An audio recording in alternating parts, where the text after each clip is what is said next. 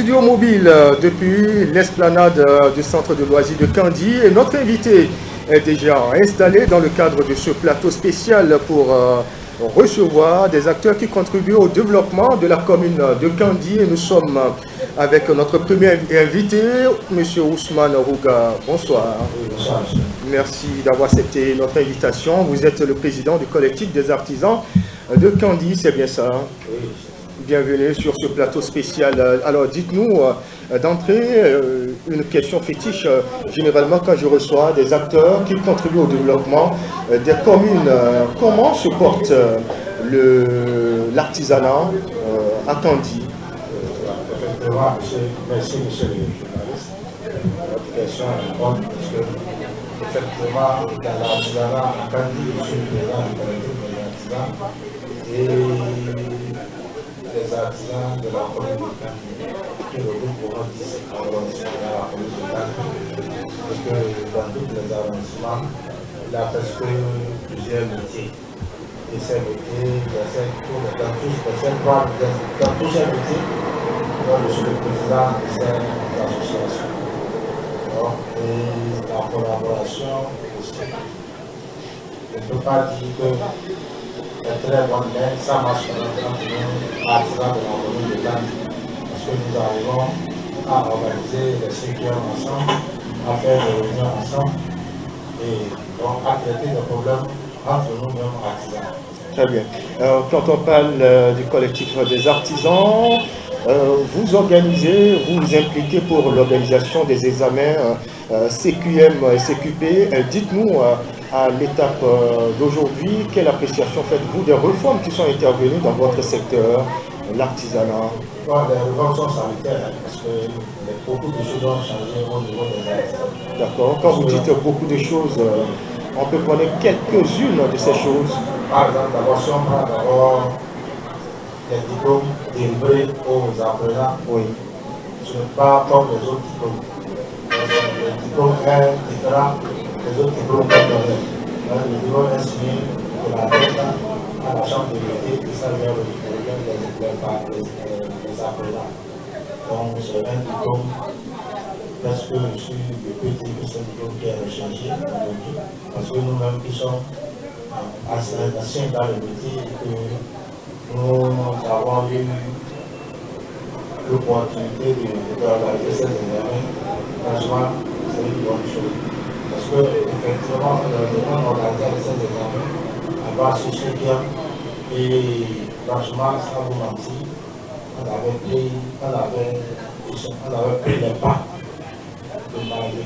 Parce que dans le département de la Livorie, si je peux même dire dans tout le Bénin, c'est Malgré qui était la première commune qui s'est organisée pour organiser les examens de fin d'apprentissage. Qu'on appelait IFAX en ce moment. Donc, on a vu, quand le Malgré a commencé, nous avons remporté le cas de Malgré. Et on a vu que c'est une bonne chose. Et ainsi de suite. Aujourd'hui, on va voir c'est tout le pays, c'est national. Donc, c'est devenu un examen national. Oui, on a pu remarquer que malgré ces réformes, certains patrons continuent de délivrer ou alors d'organiser des cérémonies de libération en tant que collectif des artisans. Est-ce que vous avez pu constater quelques poches de résistance alors qu'au départ, c'était dit avec les examens CQM, il ne devait pas avoir ces cérémonies? Effectivement. Bon. Qu'en est-il à Kandi? À Kandi, je ne sais pas si là c'est à Kandi. D'accord. Puisque nous sommes là pour sensibiliser les parents et les apprenants. Parce que il y a une grande différence entre le diplôme de CQM et les diplômes traditionnels. Surtout les patrons, les libérations clandestines que les gens font partout. Tout ce n'est pas bon. Parce que celui qui a le CQM aujourd'hui peut postuler partout. Parce que quand l'État va laisser un recrutement, il peut amener cette dossier et il sera prioritaire que celui qui n'a pas le CQM. Donc les parents, on leur dit, et beaucoup de parents réclament le CQM. C'est pour cela, même quand les gens ont obligé aux parents de payer les frais d'inscription un parent ne veut pas payer 7 ou 500 euros et puis ne va pas voir son enfant aller à l'examen. Oui, la question que je m'en vais vous poser, c'est en tant que patron, parce qu'avant d'être président du collectif, vous êtes patron dans un secteur. Alors, en tant que patron, est-ce que véritablement cette réforme vous arrange? En tant que patron, oui. Oui, cette réforme, aujourd'hui, en tant que président, d'abord, je peux pas vous dire que ça ne m'arrange pas. Ah bon. Parce que je suis le président du comité d'organisation de CPN. Donc, si je dis que je ne m'arrange, ça ne m'arrange pas, il faut que je défende les CPN. Oui, et effectivement, parce que toutes choses sont devenues difficiles. Toutes choses sont devenues difficiles. Il y a des gens aujourd'hui qui voient que on les taquine, soit peut-être c'est eux qui forment les enfants et que c'est l'État qui les prend. Mais aujourd'hui, ils voient ça. Mais après, là, aujourd'hui, ils sont patrons. Ils doivent voir ça. Mais demain, quand ils seront à la maison et que c'est leurs enfants qui apprennent, c'est à ce moment-là qu'ils vont la colère maintenant de ce que l'État a fait. Très bien. Nous allons parler de développement à présent. Les artisans, on sait qu'ils attendent beaucoup des autorités. Alors, quelle est votre part de contribution au développement de la commune de Kandi? Bon, pour le développement de la commune de Kandi, franchement, nous, on participait, si je peux dire, ce n'est pas à 100%, ça peut être à 70%. C'est notre participation. Mais là où les réformes, là où je ne vais pas apprécier, parce que toute chose n'est pas bonne à 100%. Oui. Là, les réformes ont écarté un peu les quittances de nos ateliers, les impôts que les gens paient au niveau des ateliers. Et avant, en notre temps, quand on organisait avant l'État, si tu veux présenter un enfant, tu dois prendre les pots, ton impôt qui a amené la quittance, la protocole de la quittance dans les dossiers. Et qui prenait cette taxe? C'est le patron. Les patrons, oui. Ils doivent aller payer leur impôt d'abord au trésor, ils prennent une quittance et mettre ça dans les dossiers. Donc aujourd'hui, dans les dossiers que les gens envoient aux ceux qui n'ont pas de quittance, et ça ne vous arrange pas, c'est ça? Ce qui sera difficile pour la mairie de prendre tous les artisans pour prendre son imposition. Parce qu'aujourd'hui, quand il y a beaucoup d'artisans ambulants qui sont mobiles, comment il faut les voir pour les prendre leur imposition. Quand on parle du cas d'un maçon qui va livrer un chantier quelque part, il n'est pas sur place, il n'y a pas un atelier pour amener son imposition. Peut-être ça, après, il a les métiers, en tout cas les plombiers, les ambulants n'ont pas d'atelier. Mais je suis sûr qu'avec les réformes, on va en venir là parce que d'autant plus que les gens demandent à tous les artisans de se faire enregistrer, on va arriver là. Mais quand tu seras enregistré, tu seras obligé maintenant de payer tes impôts.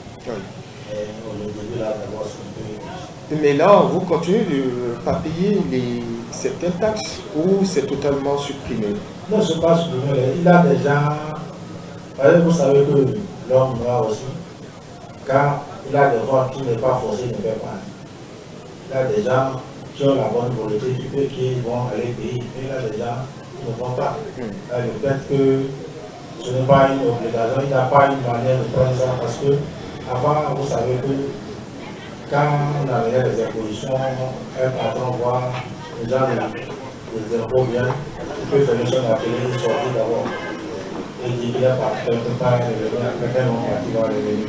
Mais avec le temps où nous avons commencé à organiser les états, quelque chose, on imposait à tout patron de prendre son imposition avant de lui poser les dossiers de ses enfants.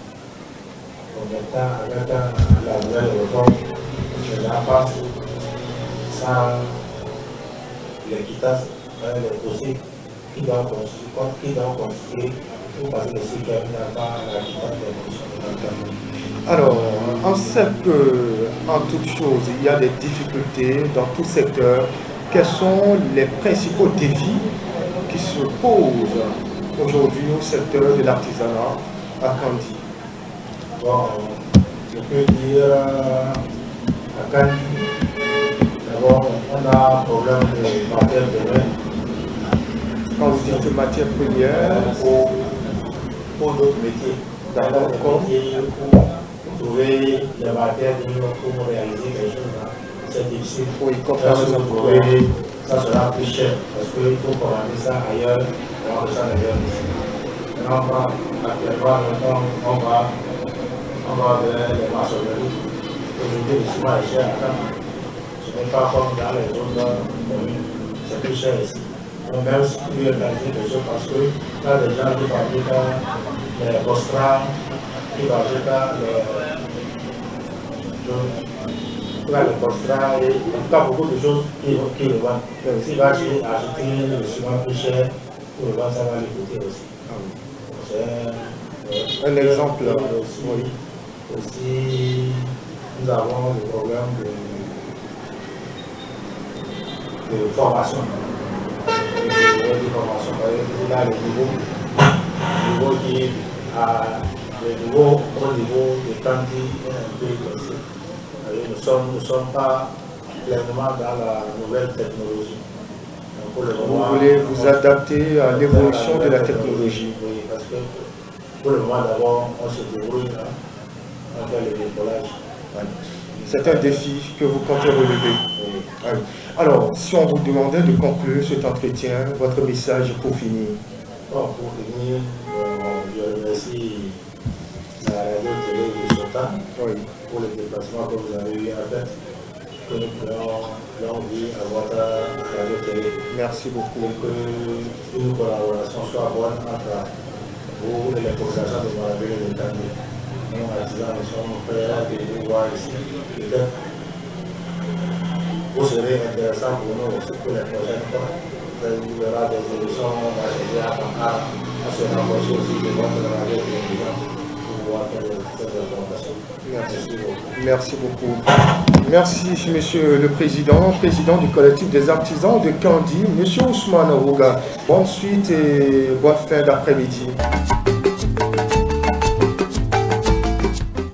Il est déjà en studio, monsieur Wachirou Achaou, bonsoir. Bonsoir, c'est le journaliste. Merci d'être venu. Vous êtes le directeur exécutif de CEDEL ONG, c'est bien ça? Oui, c'est ça. Alors, quand on parle de CEDEL ONG, de quelle structure parle-t-on?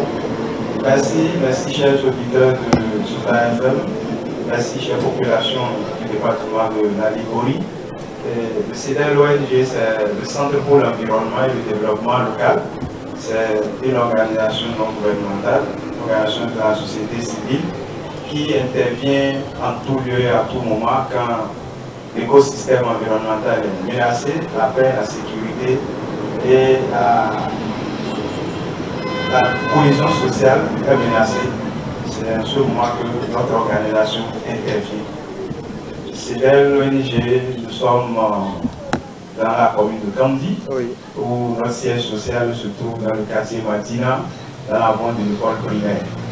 Nous intervenons dans 3 départements, la Ligurie et 6 communes. Dans le Borgou, nous intervenons à Niki. Dans la Takora, nous intervenons dans la commune de Kéo. Et ça fait 3 départements, vous avez dit, la Ligurie, la Takora et le Borgou.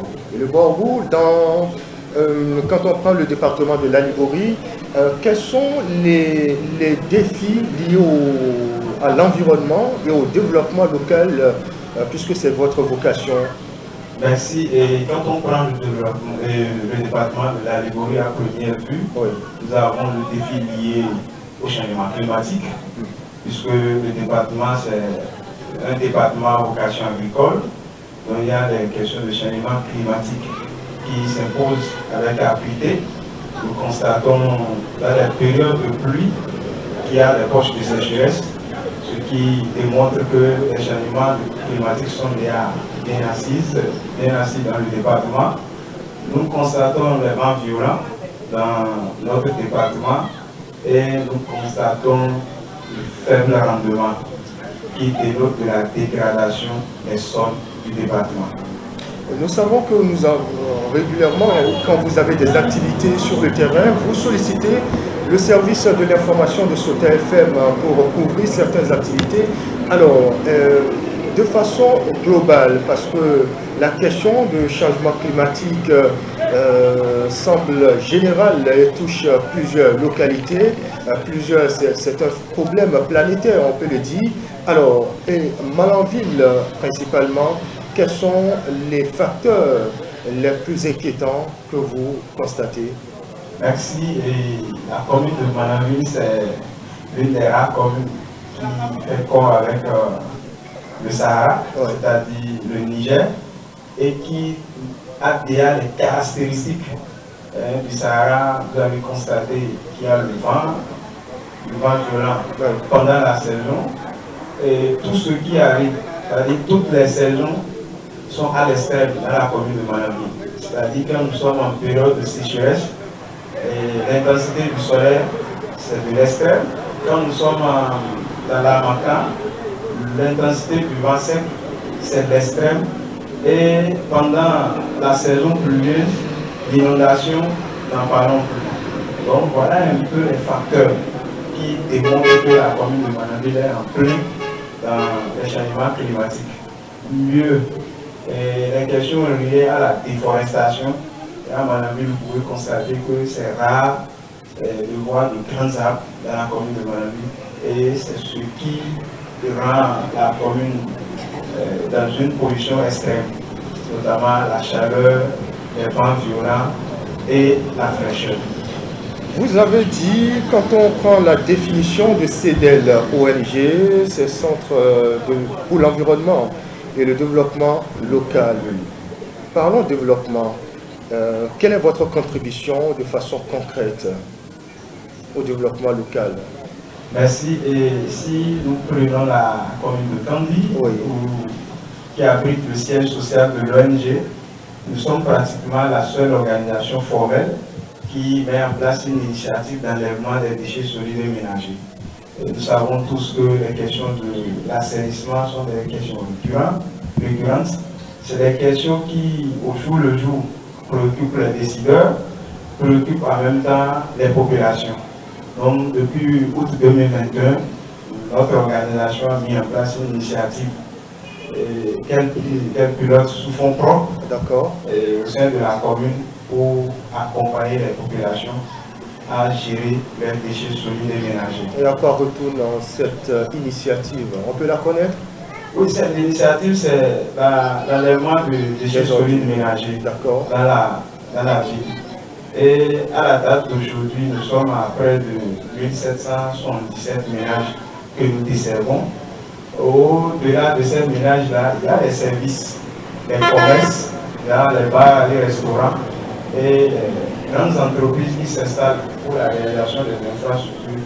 C'est notre initiative qui dessert ces organisations-là pour les questions de gestion de déchets solides et ménagers.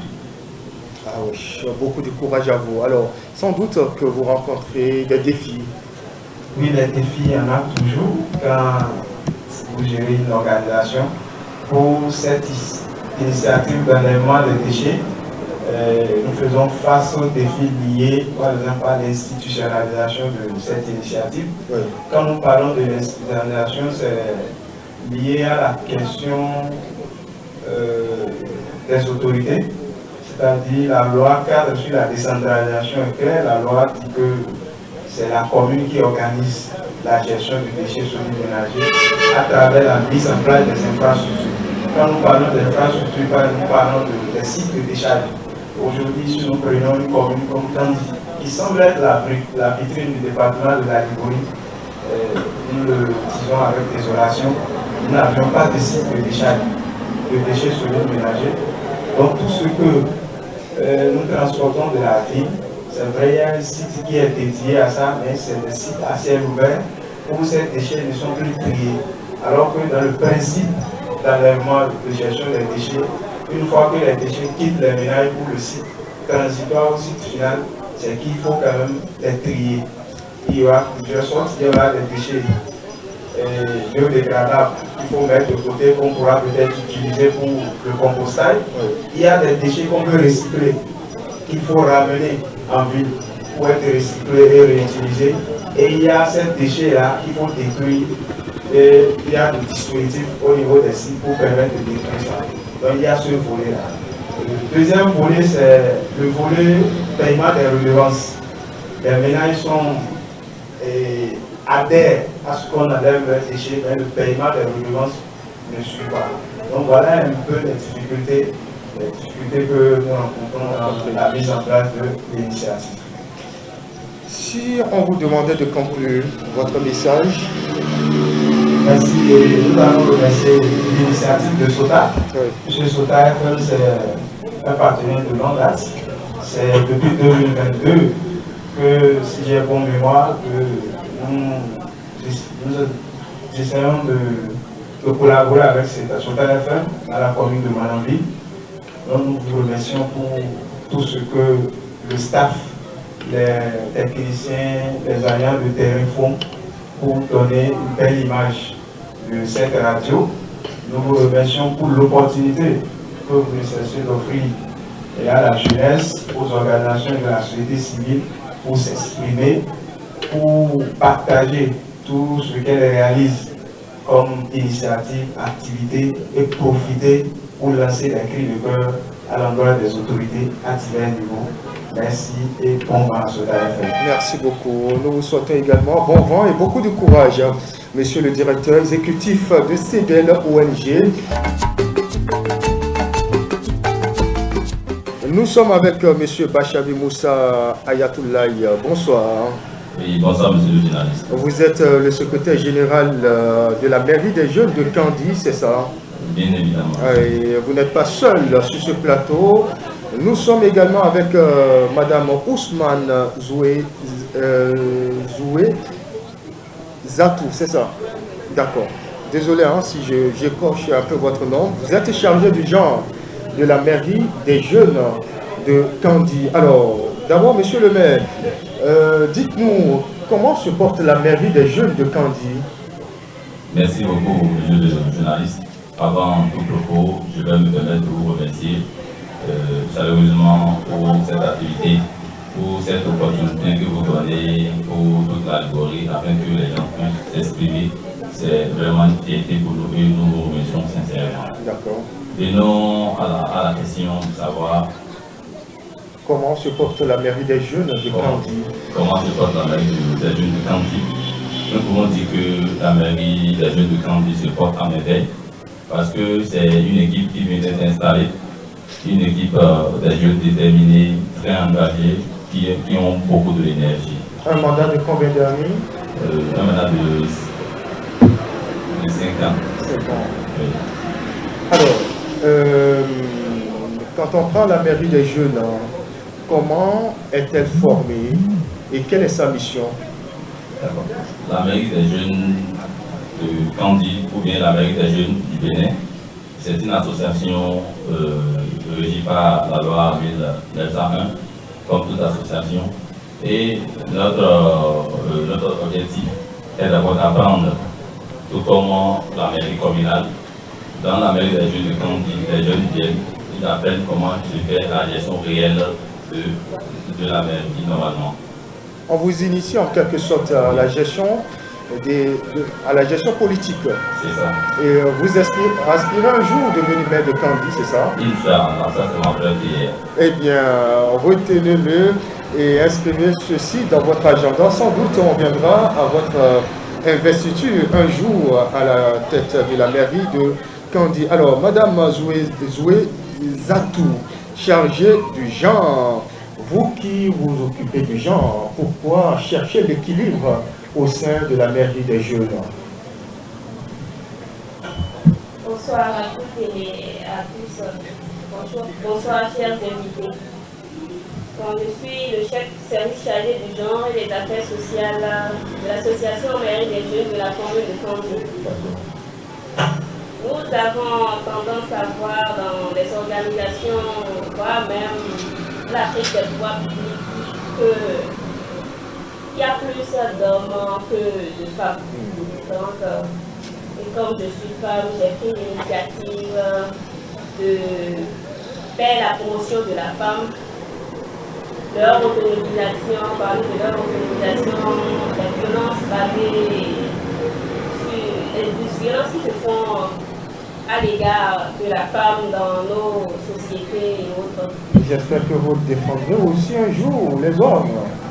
Ah bien sûr, parce qu'il y a des hommes qui subissent aussi des violences basées sur le genre. Alors, vous êtes engagé, je dirais, sur le chemin de la politique en tant que femme. Est-ce que c'est facile de faire la politique dans la Liborie de façon générale et principalement à Kandi? C'est vrai, nous avons une autorité communale en la personne de la mairesse de Kandi, une femme qui gère la commune tout entière, mais est-ce que vous, de votre expérience, il est facile pour une femme d'être dans les arcanes de la politique? Je ne sais pas du tout facile.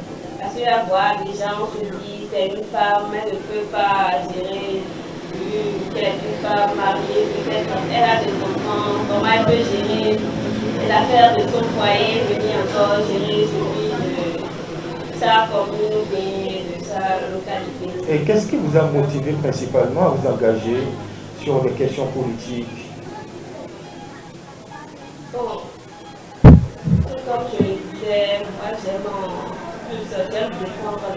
Non seulement ça aussi, je veux faire partie des jeunes engagés de ma communauté, contribuer à la construction et au développement de ma commune. Est-ce que vous avez déjà engagé des actions sur le terrain?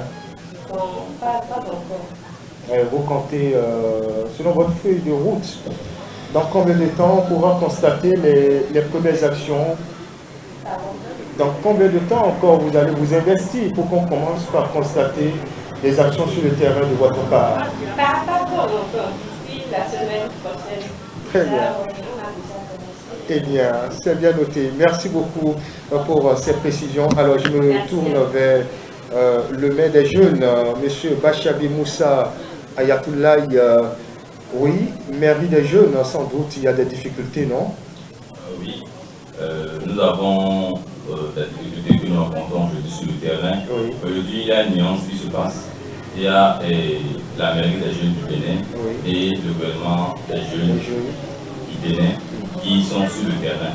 Bon nombre d'urgences. Et quelle est la différence? Bon nombre d'urgences se pose la question de savoir quelle est la vraie mairie des jeunes à suivre. Pour ma part, je dirais que la bonne association à suivre, c'est la mairie des jeunes du Bénin. Est-ce que le maire n'est pas en train de prêcher pour sa paroisse en ce moment? Non, parce que l'association qui existait et le gouvernement des jeunes, c'est ça qui était là. Mais avec le temps, les gens ont vu que c'est un peu lourd. Dit gouvernement des jeunes, on aura le ministre des jeunes, le député des jeunes, tout ça, ça serait très lourd. Donc il faut venir au niveau communal et créer le gouvernement et l'association des jeunes du Bénin. C'est qu'avec eux, notre association a été créée. Et nous avons été installés. Et vous n'êtes pas sans savoir que une semaine après notre installation, nous avons déjà fait pas mal d'activités.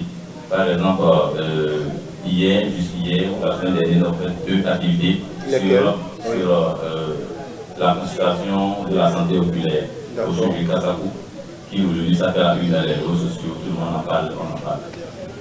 Sur propre initiative, vous avez reçu l'appui de certains acteurs extérieurs? Oui, nous avons reçu l'appui de certains acteurs qui est Lions Club Jonathan Kandi. Très bien. Alors, oui, est-ce que vous rencontrez des difficultés? Est-ce qu'on peut les savoir, ces difficultés-là? Bon, pour l'instant, nous avons des difficultés financières. Nous venons des partenariats avec certaines personnalités pour pouvoir nous permettre de faire ce qu'on est là. Et qui devient maire ou alors membre de la mairie des jeunes? Comment devient-on membre?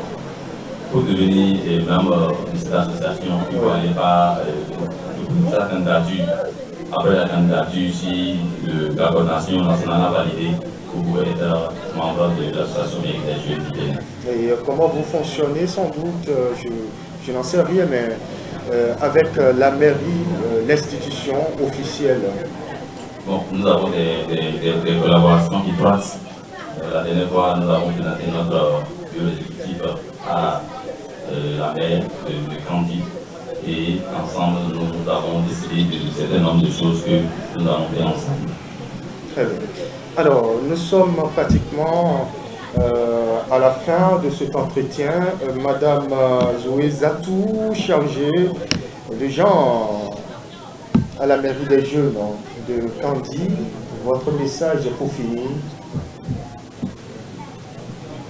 Je dirais à toute fille de ne pas se laisser faire, d'étudier parce que de nos jours, on constate qu'il n'y a pas trop de... Non plus, n'appelez pas les sœurs à aller en conflit avec les hommes, non?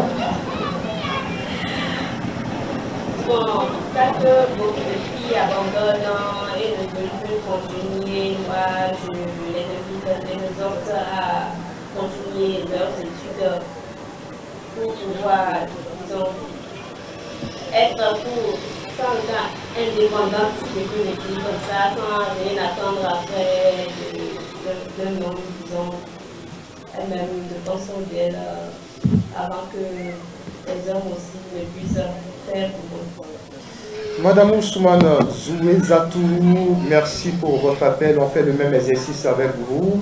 Monsieur Ayatoulaye Bachabi Moussa. Merci beaucoup. Pour ma part, je lance un appel solennel à la jeunesse.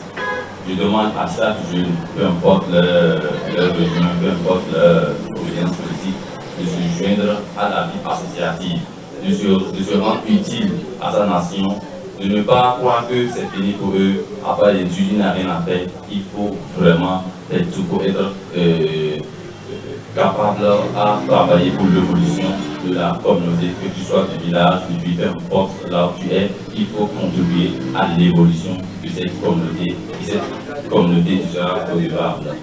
Et je lance cet appel à tous les jeunes, peu importe la position. Merci beaucoup pour cet appel. Vous vous habituez déjà à la gestion de la chose publique. Merci et bon courage pour la suite.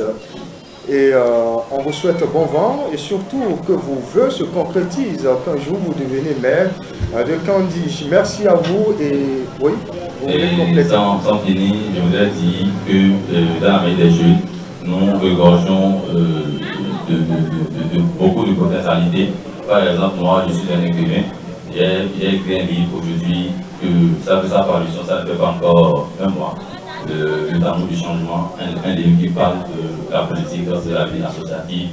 Pour dire que dans la vie des jeunes, nous avons beaucoup de potentialités. Et s'il faut vendre aussi le livre là, peut-être que vous-même vous intéressez à la chose commune.